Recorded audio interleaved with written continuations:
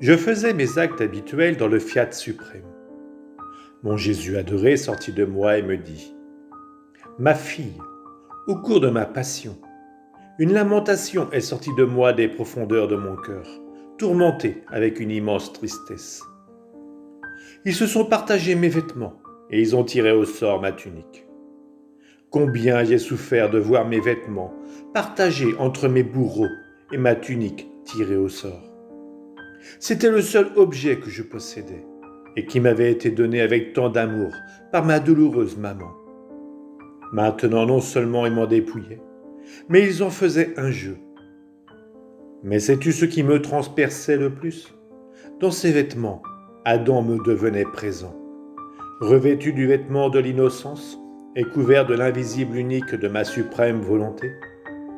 En le créant, la sagesse incréée agit mieux qu'une mère très aimante. Plus qu'avec une tunique, elle le revêtit de la lumière éternelle de ma volonté. Un vêtement qui n'est pas susceptible d'être défait, divisé ou enlevé. Un vêtement qui devait servir à l'homme de préserver en lui l'image de son Créateur. Les dons qu'il avait reçus et qui devaient le rendre admirable et saint en toutes choses. De plus, il était ainsi revêtu du vêtement de l'innocence. Et Adam en Éden, par ses passions, a divisé les vêtements d'innocence et a tiré au sort la tunique de ma volonté. Un vêtement incomparable et d'une radieuse lumière. Ce que fit Adam en Éden a été répété sous mes yeux sur le mont du Calvaire. En voyant mes vêtements divisés et ma tunique tirée au sort, symbole du vêtement royal donné à l'homme, ma souffrance était si intense que j'en ai fait une lamentation. J'y voyais les créatures faisant leur propre volonté, et tirer ma volonté au sort, et toutes les fois où elles divisent le vêtement d'innocence par leur passion. Tous les biens sont enclos en l'homme, en vertu de ce vêtement royal de la divine volonté. Une fois tiré au sort, l'homme n'est plus couvert. Il perd tous les biens parce qu'il lui manque le vêtement qui les gardait enclos en lui. Ainsi, aux nombreux maux que font les créatures en faisant leur propre volonté, elles s'ajoutent le mal irréparable de tirer au sort le vêtement royal de ma volonté. Un vêtement qui ne peut pas être remplacé par un autre vêtement. Ensuite, mon doux Jésus se montra lui-même en train de placer ma petite âme dans un soleil et de me maintenir de ses saintes mains dans cette lumière qui, me couvrant complètement en dehors comme en dedans, m'empêchait de voir autre chose que de la lumière. Et mon bien adoré ajouta : « Ma fille, en créant l'homme, la divinité l'a placé dans le soleil de la divine volonté, et toutes les créatures avec lui.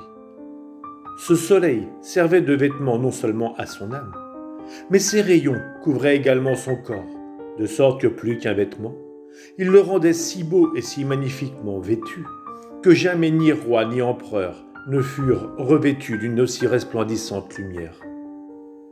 Ceux qui disent qu'avant de pécher Adam était nu se trompent. C'est faux, faux. Si toutes les choses que nous avons créées sont toutes ornées et vêtues, qui était notre joyau et pour qui toutes choses furent créées, ne devait-il pas avoir le plus beau vêtement et le plus bel ornement de toutes ? Il convenait donc qu'il reçût le magnifique vêtement de la lumière du soleil de notre volonté. Comme il possédait ce vêtement de lumière, il n'avait pas besoin de vêtements matériels pour se couvrir. Se retirant du divin fiat, la lumière se retira elle aussi de son âme et de son corps. Il perdit son magnifique vêtement. Ne se voyant plus entouré de lumière, il se sentit nu. Honteux de voir qu'il était seul à être nu parmi toutes les choses créées, il sentit le besoin de se couvrir, et il se servit de choses superflues, de choses créées, pour couvrir sa nudité. Cela est si vrai qu'après la très grande tristesse de voir mes vêtements partagés et ma tunique tirée au sort, mon humanité ressuscitée n'a pas pris d'autres habits, et je me suis revêtu du très resplendissant vêtement du soleil de ma suprême volonté. C'était le même vêtement que possédait Adam lorsqu'il fut créé. Parce que pour ouvrir le ciel, mon humanité devait porter le vêtement de la lumière du soleil de ma suprême volonté, un vêtement royal. Comme il mettait entre mes mains l'empire et l'insigne de roi, j'ai ouvert le ciel à tous les rachetés. Me présentant devant le Père céleste, je lui offrais les vêtements de sa volonté, entiers et magnifiques, avec lesquels mon humanité était couverte, afin de lui faire reconnaître tous les rachetés comme nos enfants. Ainsi, en même temps qu'elle est vie, ma volonté est le vêtement véritable de la création de la créature, et possède par conséquent tous les droits sur elle. Mais que ne font-elles pas pour échapper à cette lumière? Alors toi, reste dans ce soleil de mon éternel fiat, et je t'aiderai à te maintenir dans cette lumière. En entendant cela, je lui dis, mon Jésus et mon tout, comment est-ce possible? Adam, dans l'état d'innocence, n'avait pas besoin de vêtements, parce que la lumière de ta volonté était plus qu'un vêtement. La reine souveraine, cependant, possédait ta volonté tout entière, et tu étais toi-même ta propre volonté. Cependant, ni toi, ni la céleste maman ne portaient des vêtements de lumière. Vous aviez tous deux des vêtements de matière pour vous couvrir. Pourquoi cela?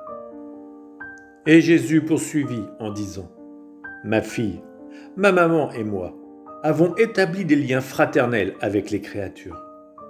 Nous sommes venus relever une humanité déchue, et nous avons par conséquent adopté les misères et les humiliations où elle était tombée, afin d'expier pour les créatures au prix de notre vie. Si elle nous avait vus revêtus de lumière, qui aurait osé nous approcher et nous fréquenter? Et au cours de ma passion, qui aurait osé me toucher? La lumière du soleil de ma volonté les aurait aveuglés et terrassés. Je devais par conséquent faire un plus grand miracle, en cachant la lumière dans le voile de mon humanité et apparaître comme un des leurs. Parce que mon humanité représentait non pas Adam innocent, mais Adam déchu. Je dus alors me soumettre à ces mots, les prenant sur moi comme s'ils étaient les miens, afin d'expier pour eux devant la divine justice. Mais en ressuscitant après la mort, représentant Adam innocent, le nouvel Adam, j'arrêtai le miracle de garder cachés les habits du soleil resplendissant de ma volonté, derrière le voile de mon humanité, et je me suis revêtu d'une très pure lumière. Avec ce vêtement royal éblouissant, j'ai fait mon entrée dans la patrie céleste, ouvrant la porte qui était restée fermée jusqu'alors, pour laisser entrer tous ceux qui m'avaient suivi. En faisant notre volonté, aucun bien est perdu et aucun mal est acquis.